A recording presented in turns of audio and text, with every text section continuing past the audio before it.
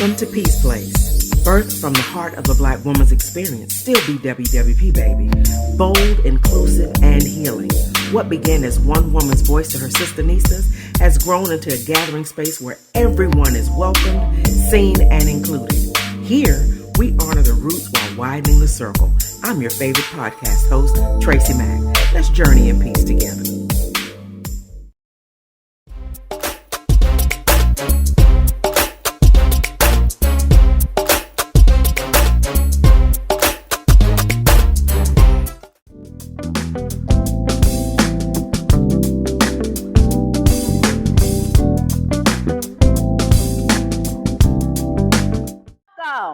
Okay, good afternoon, everyone. Before we begin, I want you guys to just take a breath with me. Close your eyes and take a breath with me because you have just walked into something extremely special. Okay, there is a place called Brown Sugar Beach. Okay, it's a stretch of coast that Black families claimed. They built it and they loved it across generations. This is a place where you go to be held. This room is that place today. Okay? So I want you all to settle in. You are exactly where you are meant to be, at Brown Sugar Beach. Okay? My name is Felicia, and I will be your moderator this afternoon. And it is my absolute joy to welcome you all to the celebration and the book signing of Brown Sugar Beach, the fictional debut novel by TracyMac. Let's give her a hand for it. Now, let me tell you what kind of book we're going to be talking about this afternoon. Okay. This is a love story, yes, but it's also a story about healing, about faith, about family. The one that you're born into and the one that you choose. It's about being wanted, about the rarer thing, being seen. TracyMac wrote characters who do the hard, quiet work of becoming whole, and then she gave them a love worthy of that work. And I have to say this plainly. She wrote grown folks, okay? Grown love, scars, second chances, and all. She wrote the kind of story that makes you call somebody you love just to talk with them, right? So for those who read the book, can resonate with that, right? So who is the woman behind this greatness? Well, she is a 3-time best-selling and award-winning author, but also so much more than that. She is an interfaith leader, a spiritual counselor, a certified coach, a mental health advocate, a meditation professional. For decades, her life's work has centered on healing, on wholeness, and honoring the lived experiences of Black women and communities of color. She could have written a simple romance, but no. She wrote a soulful love story, rooted in memory and emotional maturity and sensuality and in sacred connection. She wrote about the things that we do not always say out loud.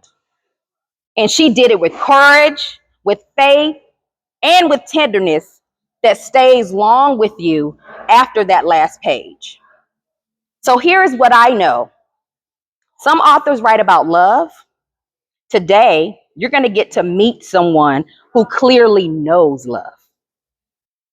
Please put your hands together, open your hearts, and help me welcome the national best-selling author and award-winning, born in Portsmouth, Virginia, and writing now right here in North Carolina, the one and only TracyMac. Who are you talking about? Who are you talking about? I don't know. Who are you talking about? You made me cry. Yeah. All for coming. Oh my goodness. Oh my goodness. You know, Owen and I have been doing things for years And sometimes we've had 3,000, sometimes we've had 2. So you never know who's going to come. So I thank you for taking time, whether you just met me, whether you've known me for years. So many beautiful faces, especially my sorors and my chapter. Knightdale Wake Forest alumni, I love y'all. And thank you. Before we do what we need to do, I do want to, oh my goodness.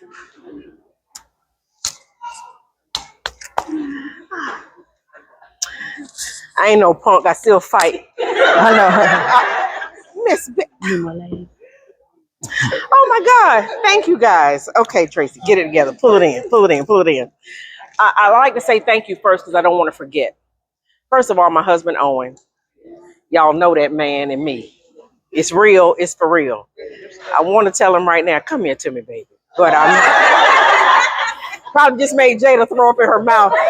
But I do want to thank Jada. Jada, thank you for being here. Jada has practice boards on Monday for her doctoral program. She's not finished. She doesn't graduate to December. But she said, Mama, I wouldn't miss it because I wanted her to study. I don't want to forget anybody because y'all know how menopause brain fog. It's here. My parents who could not be here. My mom lives in Virginia. My dad lives down in Havelock. They both are to the point they don't want to ride. And so Owen will be recording parts of this for them to see. My beta readers, I know Karen isn't here. She lives down in Havelock. But Cynthia Daniel Williams, and my other line sister, Tamika Delaney, Karen Woolfolk, they were my beta readers. Nikki, she's probably coming shortly. She's my Senegalese friend ever since 2006. She's why the translation, the little parts that are French and Wolof, she translated those for me. And she's the reason why Henna Time and one of the main characters is Senegalese. And I wanted to represent the motherland in everything I do. I want to thank Felicia, Bianca, and Cynthia for also helping me host. All of you who pre-ordered, thank you. All of you who have shared it, if you prayed, the encouragement, the texts that you send me saying, why in the world? And those of you who read, no, I've been getting flack. But why did you do that? Those of you who have fallen in love with the characters, there is a line for y'all for the main male character who have fallen in love with him. Thank you. And those of you who have written reviews, of course, we always need more. But Felicia, without further ado, I just want you guys to come sit with me. She's going to do a Q&A. Yes. The questions I promise I have not seen because I told her I wanted my answers to be as authentic as possible. And because let me tell you something about Black women, which is more of us here than anybody else. We have intuition and y'all gonna know if I'm lying. So I wanted my answers to be as authentic. If you have read the book, this is not quite going to be a book discussion because we want to give others who haven't read the book the privilege of discovering Brown Sugar Beach for themselves. I'm so glad to see you. But we do want to talk about the book. And if you have any questions that I can answer in code, I'll be glad to do that. For those of you who have already read. So, Felicia, thank you.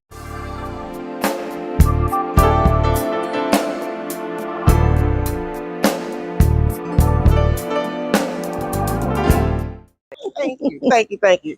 And Felicia is my line sister. Yes, we crossed indeed. Knightdale Wake Forest Alumni Chapter in 2017. And she is a lot of my other line sisters here. Raise your hand.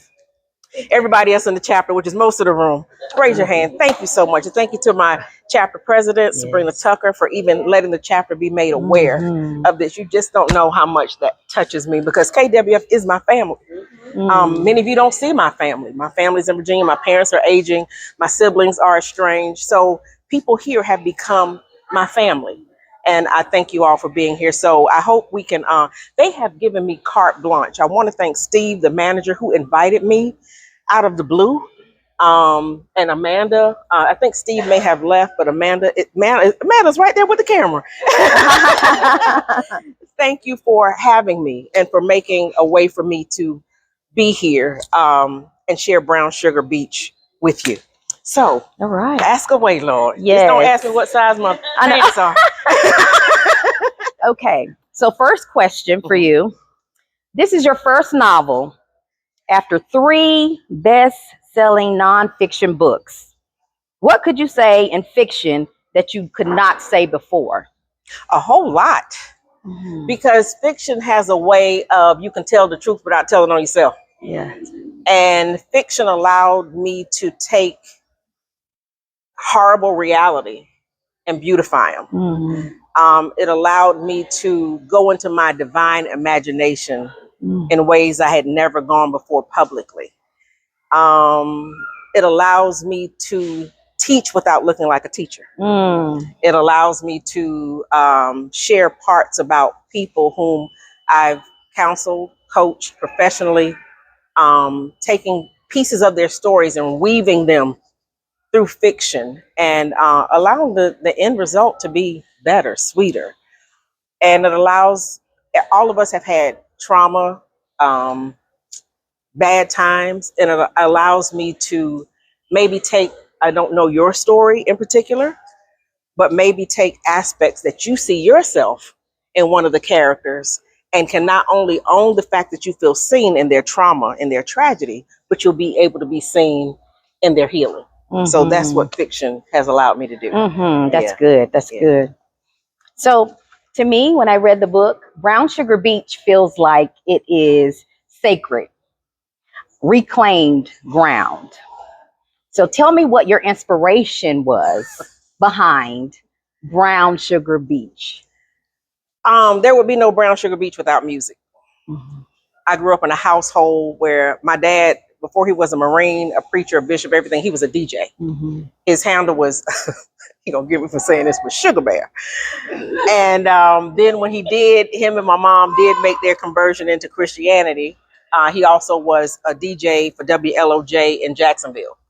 And my mom grew up in music. All of my relatives play instruments except for me. I have relatives who have played for orchestras, who are first chair, I have an aunt, rest her soul, who was so talented that on their way to her concerto, they were, one of the musicians forgot his sheet music.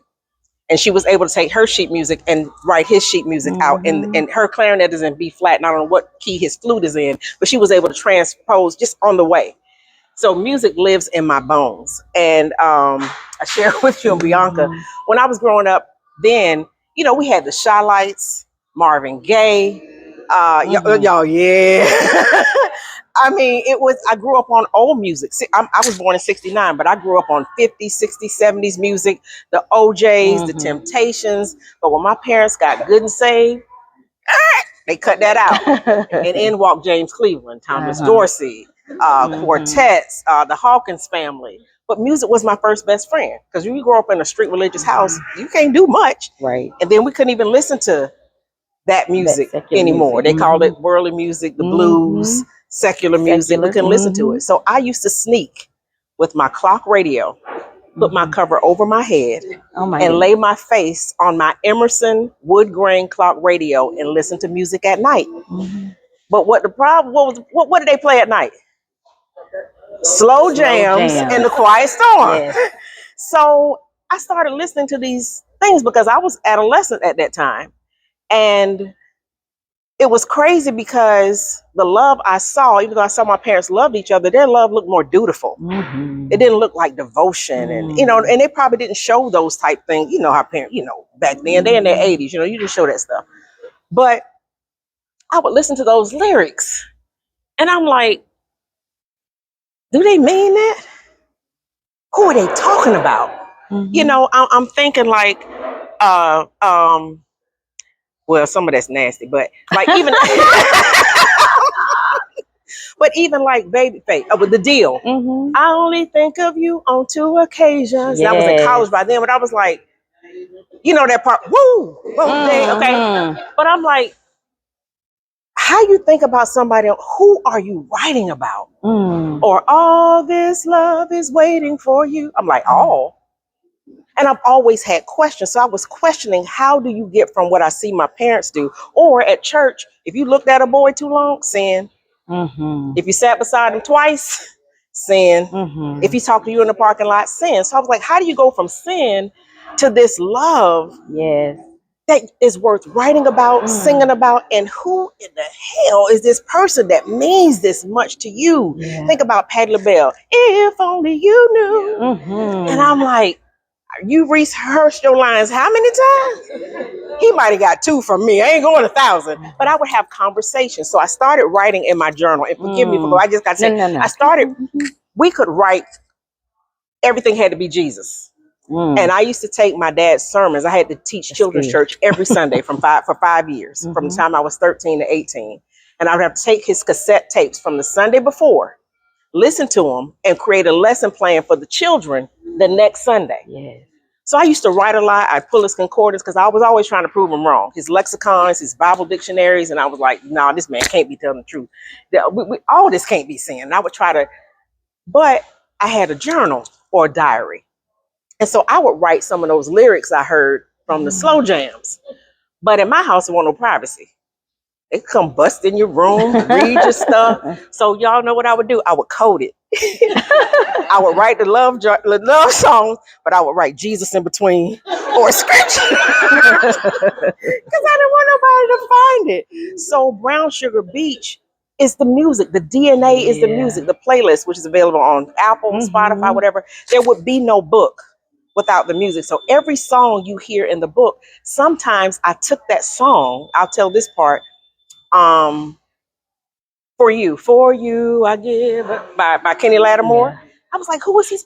And I wrote that scene when I imagined what would this relationship for this man to sing to this woman these words. So that song required me to go and change some stuff early on, because by the time we get to here and you print, come on, Suge, that's some love. So that's how it started. It's all about the music. The words are just in between. So I like to say it's a beta reader, Tamika. I like to say it's a 366-page love song. It really is. I love that. And you actually answered my follow-up question. Oh, did I? Like, what song could you not hear any longer without thinking about? None of the ones that are in there. None of the ones in there. Really? I can't, when I hear them now, I think about the characters. And that's what I want the reader to do. Right. Especially if those songs, they're nostalgic for one, they take us back. Absolutely. You know, most of us are here over 40. So they take us back to a time when we didn't have the cares and affairs we do. Maybe some loves that didn't turn out right, and hopefully the characters will write that love for you. But yeah, and you know, I wrote out of what I know about love. And I know some people say, you talk about your husband too much. Let me tell you something. If that man right there, if he didn't teach me about love and I taught him too, and we grew in love together, I know love because I am in love. And that's not something I like to showboat, because we've had some hard times. But in that, everything I know about romantic love, I know because I've been married to this man. And so I was able to not tell my business, but tell the truth. Tell the truth. I felt that. Thank you. I'm going to piggyback on love. Okay. That's good. So much love goes to chosen family in this book. So what is it saying about who counts as family to you? Oh, everything. I think I said it earlier. I'm an open book. I'm the type of person, I'll tell my business, but I try to tell it without telling yours. I have an older brother and sister. I'm the youngest of 3. They're 5 and 4 years older than me, but we are estranged. I take care of my parents. Let's act like I'm an only child. So I have had to choose people. Moving to Knightdale was my 21st move between my dad's military career and my husband's military career. So I've always had to get to a place where I get in where I fit in. And if you don't want me to belong, I'll create a place. And I don't mind being alone. I love my own company. So anytime I welcome you in, that's because I think you can improve upon it. So as a military child, I had to make those friends quickly. And if you act funny, I can smell it. All right, I can go over here and play by myself. So I had to make family. And then you have to learn to let people go, because you're moving every 2 or 3 years. This is the longest I've ever lived in one place. And so I get to choose family. And sometimes family may not choose you back. But it's no loss. Whatever we had, we had. It was good while we had it, because life changes. Reason, seasons, lifetime. You know, so, you know, it's good. I keep seeing this young lady here in this green. We have had reason, season, lifetimes. Moments of that. I see so many of you. We've had, you know, so to me, I get to choose you and you choose me. You know, and if the choices don't match up, It's all right, baby. We can be cool. I just thank God that we had the opportunity to be together. Yeah. And I think that goes back to, you can't hurt me any worse than my natural family has. So if you try to play games with me, you ain't got nothing on them. Especially growing up with it and you had to develop that muscle and bounce back. You can't do nothing to me that ain't been done. So come on, you want to be my friend? Yeah, let's be friends. If not, okay, I'll go over here. So I think that's what chosen family can do. Indeed, because they don't owe you. No. You don't owe me nothing. Y'all didn't even owe me to come here today. So I'm abundantly blessed that you chose to take time. And even the time you take to read the book, that is a gift. You didn't have to. You don't owe me anything. And so that's why I have so much gratitude, because people don't have to be kind. Yeah. And so thank you. Yes. That's good. That's good. So I want to dive into the heart of the story without giving anything away. Okay. There's a character in the book who almost walked away because of the fact that she had lost herself. She was afraid of losing herself. Okay. Many women will know that fear. I know that fear. Okay. What do you hope that they take away from how it resolves? And I'm being very vague. And I'm trying to be vague with my answer. Yes. You have to know yourself first before you know if you're losing anything. And I know that my other 3 books, I couldn't have written this one without the other 3. The first book, The Book of Purpose, the New Testament, talks about your purpose, your mission, your passion. To me, your purpose is who you're here to be. Your mission is what you're here to do. Your passion is how well you do it. And compassion, who is it for? Yeah. If I didn't know that, I wouldn't have written the second book, Relationships, Nothing But the Truth. You got to tell the truth about your relationships, starting with the one with yourself. And then the third book, Thought Systems, I had to figure out, what do I think about such and such? Have I sat down with myself and taken myself through systems of thought? When we think of McDonald's here, we think of McDonald's in California, even though a lot of us don't do McDonald's anymore. But you think about those restaurants, how does that cheeseburger, hamburger turn out the same way? It's systems. So we always talk about business systems, but what about systems of thought? What am I thinking? And then when I change my mind, how do I choose to change my mind? So to me, this character, because she was fearful of losing herself, because everything was so overwhelming, she had to take some time away, which a lot of people don't like us to take time away. I get faulted a lot of times because I will take time to myself to be with myself. Take some time away to understand who that is. And then when you go back, you find out nobody can really take it away. That's right. That's right. What you're overwhelmed by is fiction. Nobody can take who you are away. And once you understand that, ain't no man.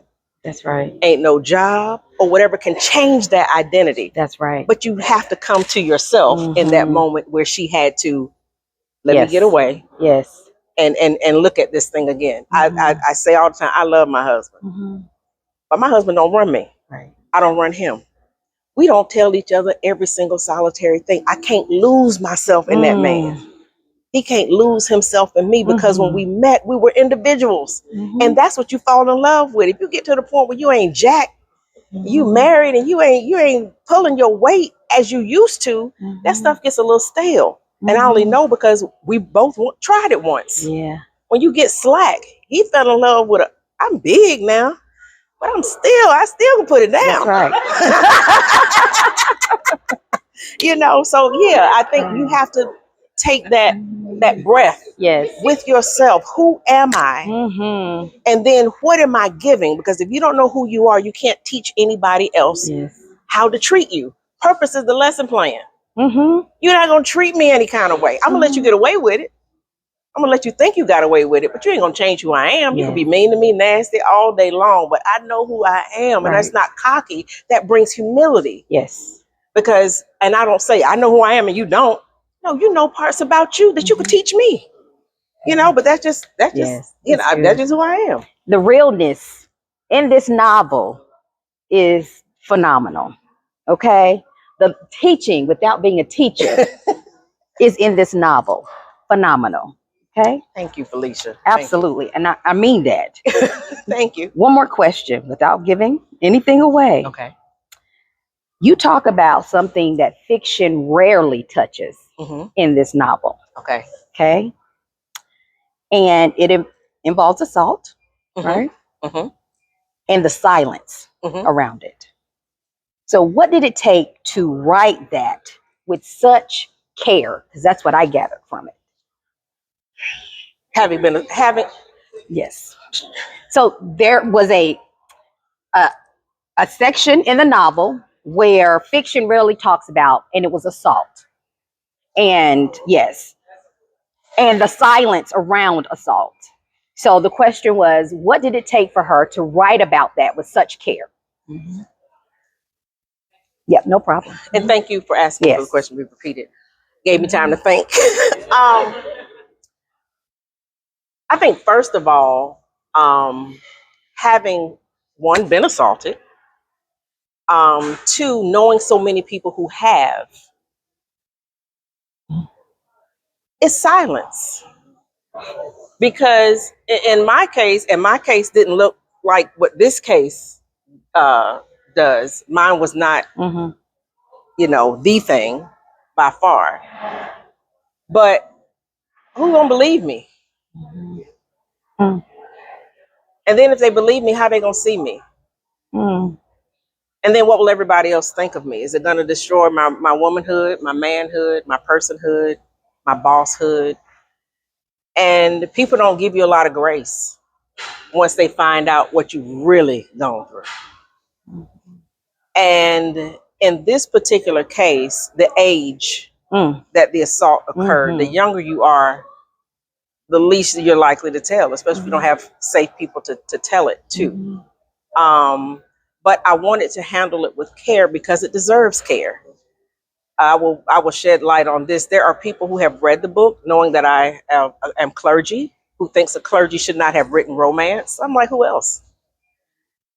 But they didn't have a problem with the assault. I can write about assault, but I can't write, who you. So I think it deserves care. When we don't know if the person you're sitting next to right now is carrying injury, moral injury, spiritual injury, natural, and any type of injury, why wouldn't you handle them with care? Why do we have to know? Why do we have to know just to treat people right? Why do I have to know what you've been through? You can tell me later. I'm like, oh, okay, I ain't know. And I'm not going to treat you any different. But why do we have to wait until we find, or when we find out, girl, child? Yeah. So I just felt like it deserved care because any type of impasse deserves care. I counsel people for almost 30 years. And you'd be surprised who has sat across from me. And you would never know. Yeah. And so there were times where in my coaching practice that I had way more males than females.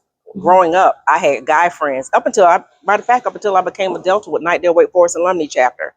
All my best friends were dudes because I felt like they could handle stuff different. You can get an argument with a dude the next day. You want to eat?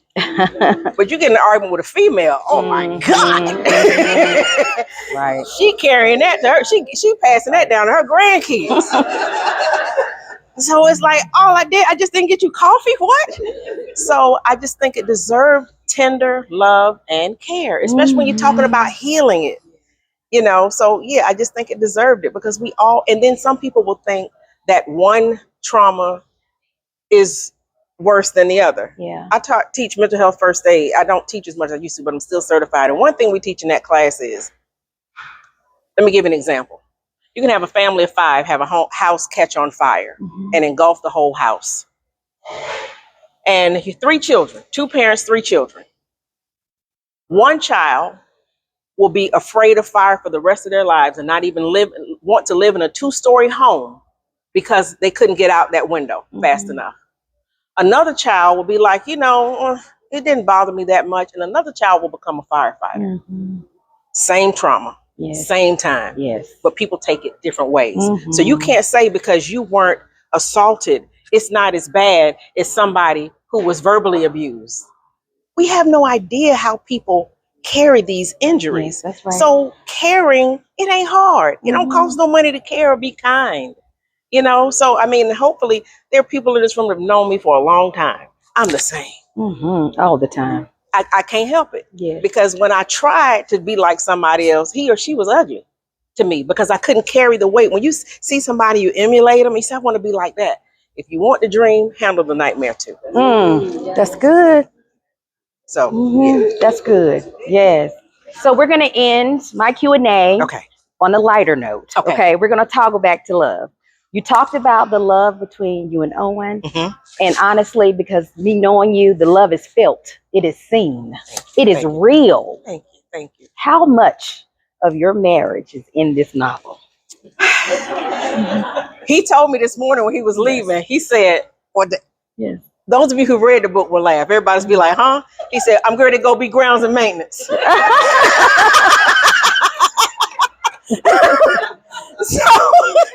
So even though you do fiction so you don't tell your story, your truth comes out. Yeah, it is. He's been my friend. I don't worship him. This dude has just been real. You know, there were times he was in war twice overseas. We've been apart for years because of his career or mine. But when you think about why you love somebody, why do I love you? Why do you take care of me? I mean, I've been sick. This man is had to bathe me. Mind you, when I was getting better one time, he turned the babe into something else.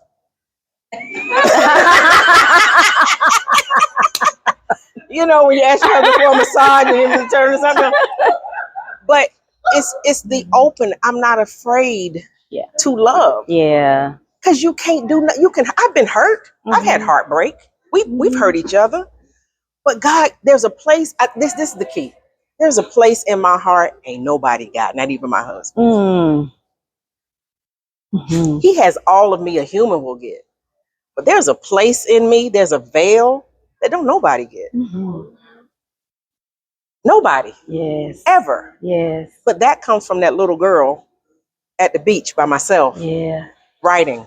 I didn't tell that part. That's how I came up with the title. 1988. So I left Winston-Salem State.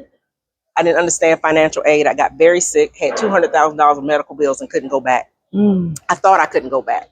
Y'all know one on internet back then. And my parents were not interested in me going to college. They just wanted me to help run the church. So when I got sick, I didn't know how to go back.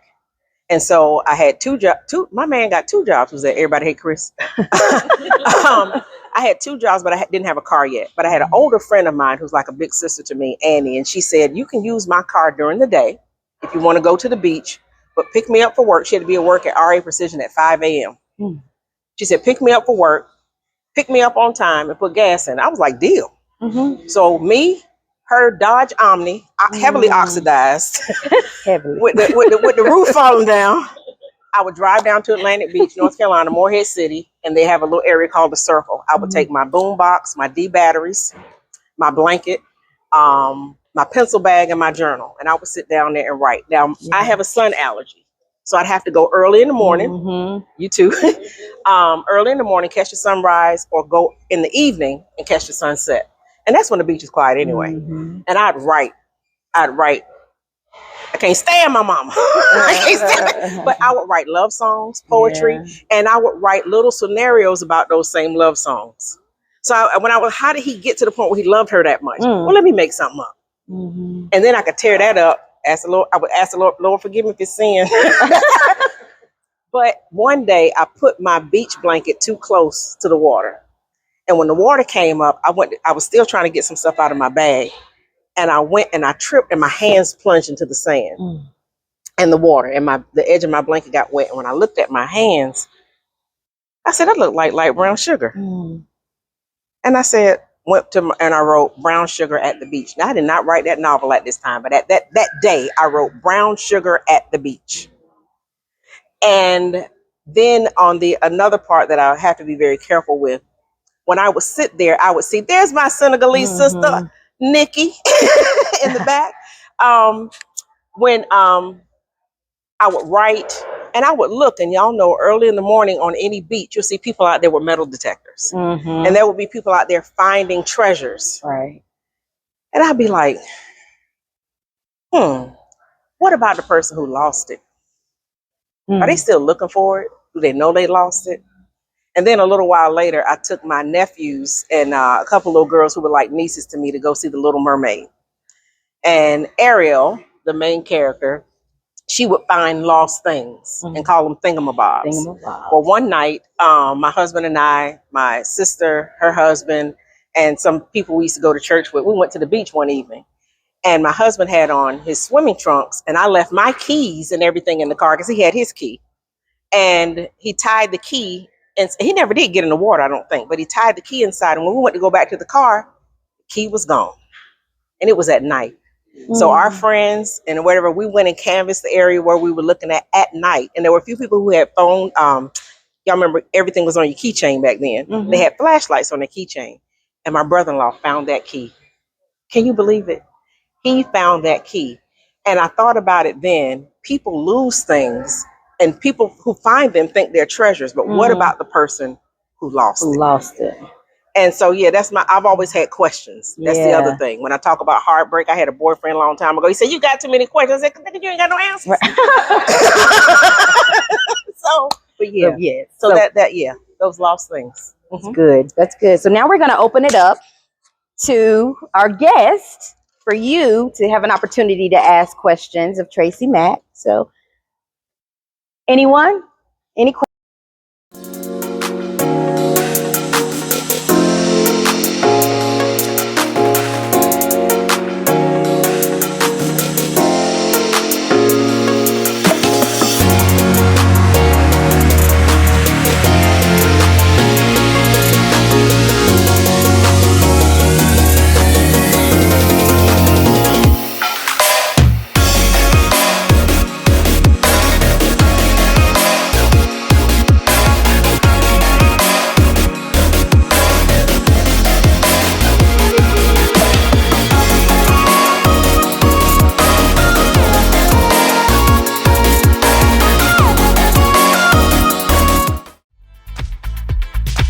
Thank you for spending time with me at Peace Place. This is an inclusive space where we honor the wisdom of Black women while welcoming every heart ready to heal and flourish. To my sister nieces and to all of you who are part of this circle, you belong here. Until next time, rest is resistance, joy is resistance, and peace is your birthright. Stay rooted, stay included. I'm grateful and I love y'all for real. Much love and peace.